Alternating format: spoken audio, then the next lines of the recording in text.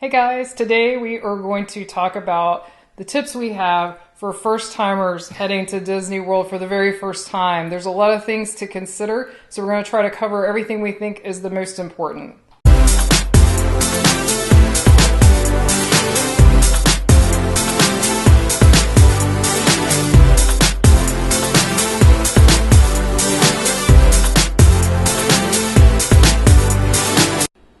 So these are all tips that we feel like we wish we had when we went on our first trip to Disney World.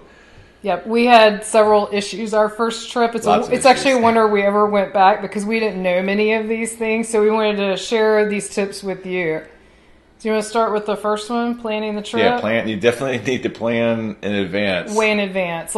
I would recommend a minimum of 7 months in advance, and we'll talk about why in just a minute. But I would even say it's ideal to do it a year out if you can. Yeah, so this is not your typical theme park that you go, you're local or something like that. You just show up. Yeah. You really got to plan. You really do. You really do. And you'll have a much better trip if you plan. We're not trying to take the fun out of it by planning. You'll just have a better time and get more done. So the first thing is, after you plan in advance, the next most important thing is picking the best time to go. This is hugely important. It was one of our number one mistakes. We went during one of the busiest weeks at Disney World. I'm not saying you can't have fun if you do that, but you will not get as many things done, and you'll be standing in really long lines. We have a video that talks all about the best times to go. So right over Brian's head, I will link to that video. So check that out for details. And there's also crowd calendars online that you can just Google Walt Disney World crowd calendars and get a good idea of when to go. So the next thing is discounts.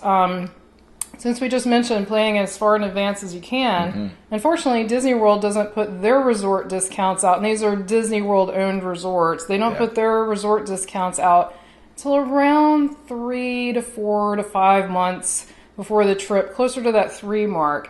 And that is kind of difficult since you have to plan so far ahead. So you'll actually just have to keep watching for them.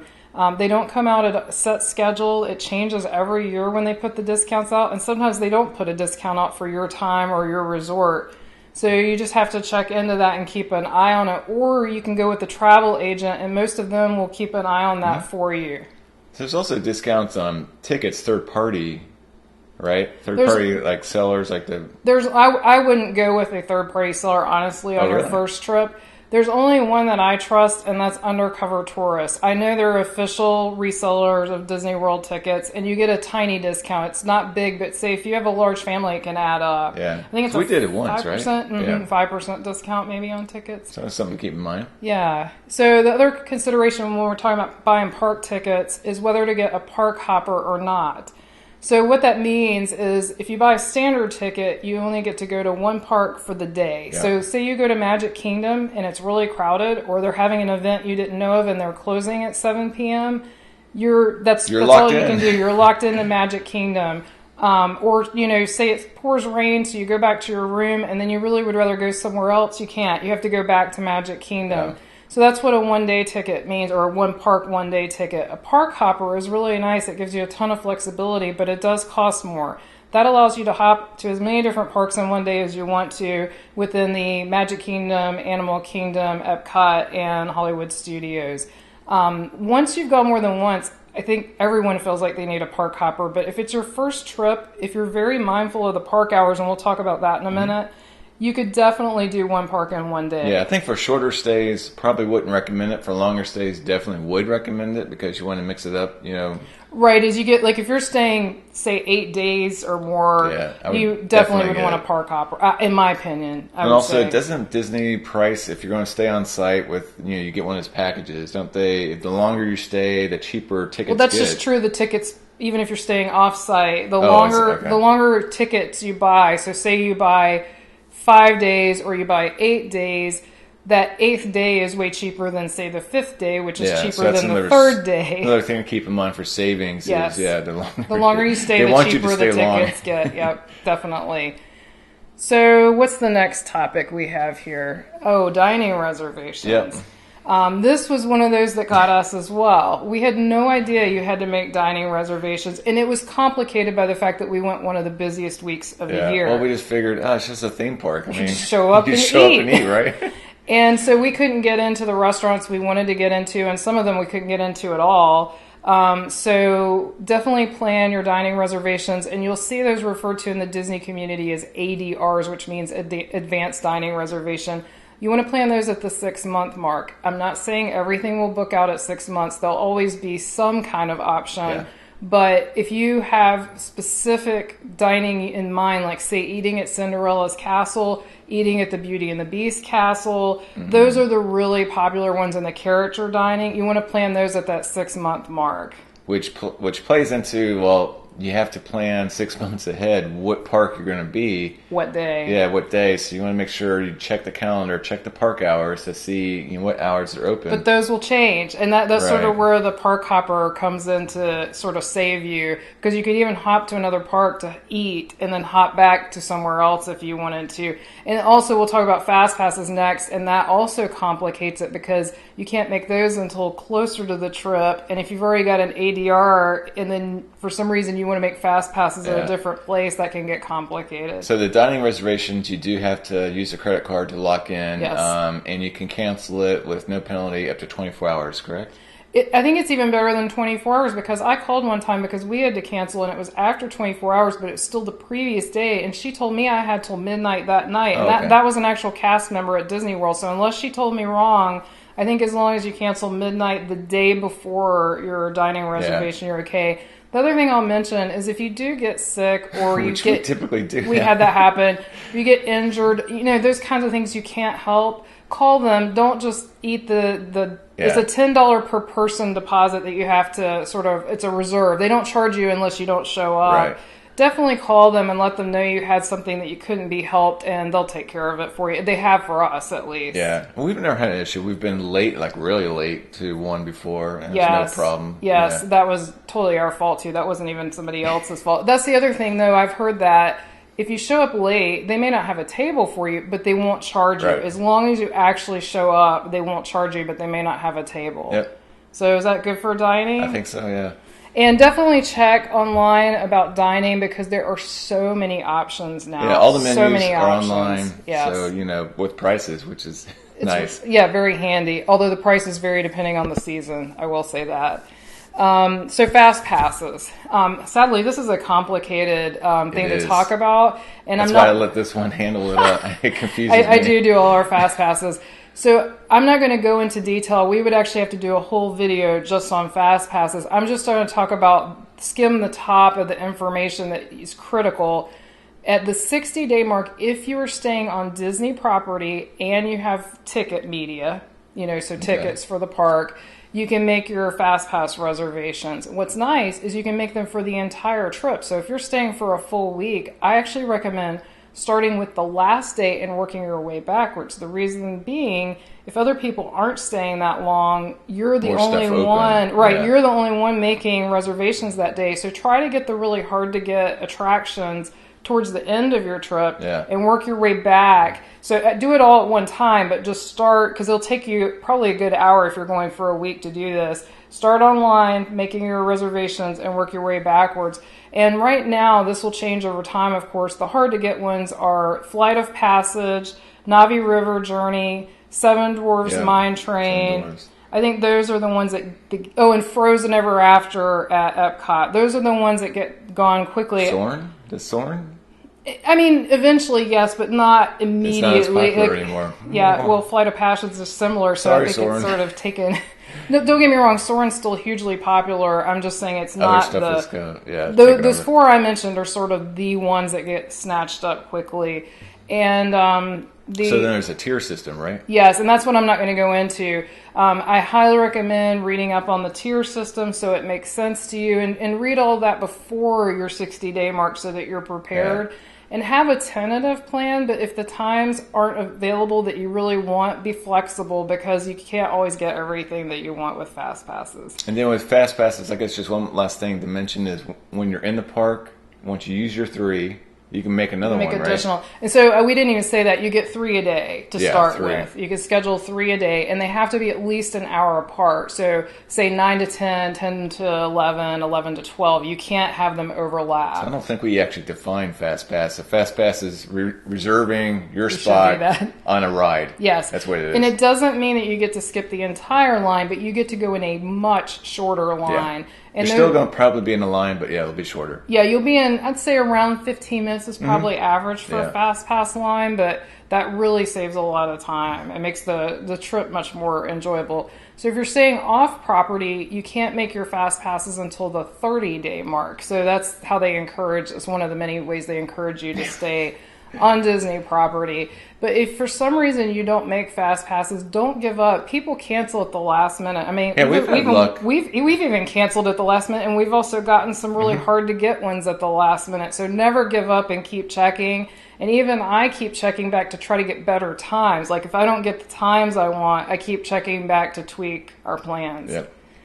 So does that cover fast passes? I think so. Okay. As much as we can in a short video. In a short video, yeah. We'll probably cover that in some future video in great detail because there's a lot of detail. Oh, and we will say really quickly, when you do your fast passes and you get there, magic bands are super handy for that. Yes. So that's one thing that we weren't really going to talk about, but you get, if you're staying on site, you get a magic band for free sent to you. I highly recommend using those. You can get into your room if you're staying on Disney property. You can charge things to your room if you're staying on Disney property. And you get on your, both in the park and through the fast pass line with your magic band. Otherwise, you'll have to use your ticket media if you don't have a magic band or if you're staying off property and don't have one. But you can buy them if you're staying off property. So on to Magical Express. You want to talk about that? Yeah, so when we first went, this is actually the same bus system they had. It was by mirrors, and we actually had to pay for it. You know, right. I don't even remember that. We actually paid for it. So now it's called Magical Express. It is complimentary if you're staying on Disney property. Yeah, it's free if you're staying on property. They handle all your luggage, which is great. And we should back up and say what it is. This is transportation from the airport, the Orlando airport, to your Disney resort, and also back the other direction. Yeah, which is great. So from your hometown airport, whatever airport you're leaving from, you check your luggage, and that's the last time you touch it, which is awesome. And it magically shows up in your room at a later time. There are some exceptions. If your flight is coming in during the night, it's sometime after 10 p.m. Eastern time, and I forgot the morning hour, but if you're in that window in the middle of the night, you'll have to wait and pick up your own bags. But as long as you're coming in during day hours, it's really nice. You go straight to the parks, and your luggage shows up in your room at a later time. Right. So once you get to MCO, the Orlando airport, you'll check in that they have like several little kiosks in front of lines, right? Yes, and the airport's marked pretty clearly where to go to catch Magical Express. We went the entirely wrong way. We did. And you can always stop and ask someone at the airport that works for the airport. Yeah, but there's signs everywhere. We're just being, I don't know. Spacey. Yeah. So once you get on the bus, it will make several stops. Depending on your resort, you might be the first or last stop or maybe the middle. I think it stops, there's usually three resorts. It's usually 3. So it's a shared bus. But it's still really quick. I'd say it's usually 30 minutes from the airport to where you step off the bus to But your allow resort. more time, like if you're trying to plan a dining reservation or fast passes, you don't know what's going to happen. Allow plenty of time because you don't know when your bus is going to leave. Like once you check in and get on the bus, if you're the first person on the bus, you may be sitting there 20 minutes waiting for it to fill up. Then you've got the travel time. Then you need to check in. So always, I say allow at least a 2-hour buffer, but even that's pushing it because you don't know if your flight's delayed. So always allow a buffer for those things. Of course, there's always the option to rent a car. We've done that from time to time. It's rentals at MCO is very easy. It's on site. Depending on the rental agency. Is there some on site? I believe so. So we've done Hertz and Alamo, and they're both on site. We can speak to that. Yep. And they were both easy to use. Yeah. So also on the way back from the resort to the airport, 24 hours in advance, they'll put a envelope on your door that gives you your departure time, which is currently usually 3 hours. Over the holidays, they did go to 4 hours, which is kind of crazy, but that's because of the crowds at the airport. Right, for security mostly. Yeah, and if you do miss it, the bus will leave you. Yeah, they don't wait. They don't have a roster where they're waiting, check names. No. If you're there when they show up, you get a ride. So it's up to you to take your luggage to the resort airline baggage check-in kiosk. And that's at a different location at every resort, and it's sometimes hard to find. Yeah, sometimes it's on the back of the building, sometimes it's on the front. Side. So ask at the front desk if you can't find it. But every resort at Disney has it's an actual TSA check-in. So they have airport employees there that check your luggage in and give you your boarding pass. And it's not 24 hours, so check the times on that. Yes. You know. So if you're leaving super early or late at night, you might just have to take you can always take your luggage with you on the bus. Yep. I don't think we mentioned that. That's fine. You can do that. Yeah, you totally can. Coming and going. If you prefer to keep your things with you, you can totally do that. Just don't put those they're yellow, right? The tags on your luggage. That way they won't go through the Magical Express. He's talking about Magical Express tags that they send you in the mail ahead of time. And also, if you're not going to use the Magical Express on the way back, it's totally fine to just check your luggage and you can take an Uber. Right, because those are airport employees, so it makes no difference if you're using Magical Express or not. Yeah. Anything else on the bus system? I think that's about it. So are we on to the next item? It's early magic hours, right? Yeah, there's really several topics here. They're intertwined. There's early magic hours or extra magic hours. It's both early and late.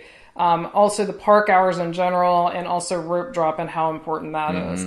So let's start with the extra magic hours. Those are the park either opening a little early or staying open a little late for resort guests, Disney World resort guests only. So meaning you're staying at a Disney World hotel or resort. And I've heard tons of criticism that those aren't that helpful, but we've had great experience with especially the early. Yeah, we don't do too much the late ones. No, maybe Animal Kingdom once or twice. We're not late people there, so because I know other friends of ours have used the late ones and also had good luck because people get tired, and so people get tired and people tend not to get up early. They sleep in, they don't want to get up early, so. I actually think they're great, and they're especially great if you have a park hopper because the criticism I hear about them is that everyone staying on resort property is going to go to wherever the extra magic hour is, so therefore those will be more crowded. But what you can do is just go there for the extra magic hour and then hop to another park. That's exactly what we do. I will mention that not every ride or attraction is open during extra magic hours. It's select rides, so don't go expecting everything. Usually it's the popular ones. It's the most popular, typically the most popular rides. So we actually recommend them, even though a lot of people don't. Especially for your first trip, it's a good way to get some extra stuff done before it gets too crowded. So rope drop is also important. So this goes to park hours too. I'll mention that really quickly. I'll put a link in the show notes down below to the link to Disney World's official park hours. The thing I'll say is these change constantly, even up to the very day of. So you need to keep checking it every day. Because they know by looking at their resorts how booked they are that they need to extend hours. So that's what they're doing. Yeah, so they'll add hours. Like they'll either open a little earlier or stay open a little later, and they do that at the last minute. The things that are planned in advance, though, and will show up pretty early are things like the holiday parties. When there's a holiday party at Magic Kingdom, they'll close the park at 7 p.m. and they'll actually stop the rides at 6 p.m. So you want to be very mindful of those. So if you see the park closing at 7, that's a good sort of alert to you that there's probably a special event or a party. Yep. And so you want to know that it's going to close early, especially if you only have a one-day, one-park ticket where you can't park hop.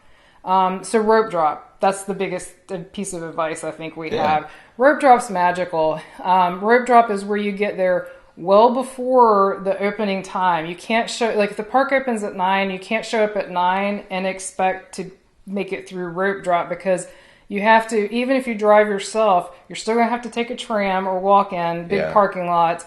Then you're going to have to get through bag check and security. Then you're going to have to get through the turnstiles. So I would recommend to shoot getting to the park a minimum of 45 minutes before rope drop if you want to be sure that you're through all of that for rope drop. So I guess like leave your resort like a good hour ahead of the opening, At least, no, I would say way more than that unless you're driving, because when you're waiting on the bus, you don't know how long you're going to have to wait on the bus. True, They say the buses come every 20 minutes, but we've waited up to 40 minutes we're talking about Disney World transportation. It's worth it though, because like Space Mountain, when we do it for Magic Kingdom, especially we just walk right on to Space Mountain, you know. Yes, and that's another recommendation I would make when you're doing rope drop. unless you couldn't get a fast pass for those few I mentioned that are really hard to get, don't go for those, because those are the ones everybody else is going to, and it's still going to be a long line. Like, I've seen Flight of Passage have a 2 to 3 hour line first thing in the morning because everybody rushes it. So what we do is we go to the not unpopular, but the middle popular rides, like Peter Pan, Peter Pan's Flight, like he said, Space Mountain. It's popular, but it's not like top tier anymore. I guess it's like yesterday's popular rides. Yesterday's popular rides. But they're still super fun rides, and they still get longer lines in the afternoon. So those are great to knock out first thing in the morning. Well, even Buzz Lightyear at Magic Kingdom, it can get a long line. But first thing in the morning, there's usually no one on it. So that's a very magical time. If you can get up and get out, it's totally worth it. And usually after rope drop, that nice time usually lasts for an hour to 2 hours. Yes, I would agree. Then after that, it's like, whoa, where all these people come from? Yes, everybody comes out all of a sudden. So is that about it for hours? I think Everything so. related to hours? Yeah. Okay, so we just want to mention this quickly. Please feel free to do your own research, but they have something called Memory Maker, and it's where you pay a fee, and that fee varies, so I'm not going to quote it right now because it'll change over time, and it's a pretty big fee. And everyone in your family or your group, if you're traveling with multiple families, you can use one for multiple families. But whoever owns the Memory Maker needs to scan their Magic Band. Whoever's account it's linked to needs to scan their Magic Band. And you can link the other people and group up, sort of, and then everyone can use it. But basically, every time you see it's called a photo pass photographer, and you'll see them. They're all dressed the same, and they all have a big camera, and they're kind of standing waiting for people to take pictures in kind of obvious places. Lots of them. There's lots of them.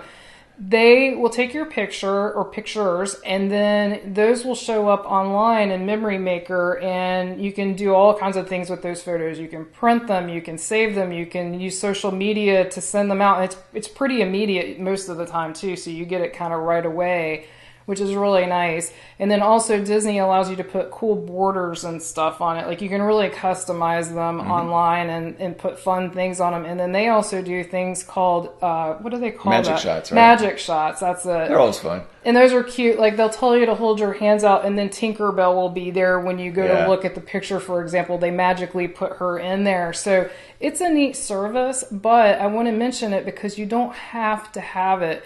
The PhotoPass photographers will actually use your own personal camera and take your picture for you, and they don't mind, and they're totally nice about it. It's a perfectly fine thing to ask. So you don't have to get this service. It's a very nice add-on, but not required. I think they'll still take the photos with their camera and then do yours. Because they do hope that you'll... They hope you'll go back later and purchase it, because you can purchase it after the fact. We've done many trips that we didn't have it, and we just, asked and we were them fine. to...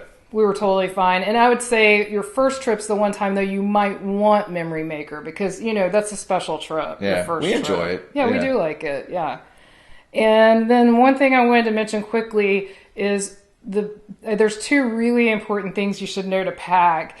We have a whole series of videos on packing. I'll link the main one. We have one over Brian packing for Disney, but we've also got a video on packing for the winter months and also on what to put in your park bag. So we've got packing videos. You want to be prepared, right? You definitely. This is huge too. This is another really big one. But there's two things that I think sometimes people overlook. One, you can get in the park. It's sunscreen. Yep. But you're going to pay a pretty penny if you wait to buy it at your resort or at the park. The Florida sun is intense. Yes. It's intense. So be sure you bring sunscreen or if you needed a hat. Yes. Keep the sun off of you. And then the other thing I want to mention, because I see this time after time, is wear both comfortable and sturdy shoes. I see people come in flip-flops, and then their flip-flop gets broken because somebody steps on the back of it, and then it falls apart. We both recommend sneakers or hikers, like some type of sturdy, comfortable shoe. We tend to average anywhere from 10 to 14 miles a day at Disney World. And that's not trying to walk more. That's just basic walking. The parks are huge. They are huge. And so you're not, unless you're, an athlete or training for a marathon, you're probably not walking that much every day. Right. And so you want the most comfortable shoes that you have. I know some people like sandals because of the rain in Florida, because Florida does rain quite a bit. But if you're going to wear sandals, I would wear those hiker type sandals, not like flip-flops or dress sandals or anything something that with might support. be that has some arch support to it. Anything else you can think of? I think that is it. I think that is it. So we hope this has helped you. And if you're watching this and it's not your first trip to Disney and you have tips to share with other viewers, please leave those below in the comments. We're still learning ourselves. Always. And things change all the time too. So we hope this is helpful to you. As always, we appreciate subscribes, likes, shares, and comments. Until our next adventure.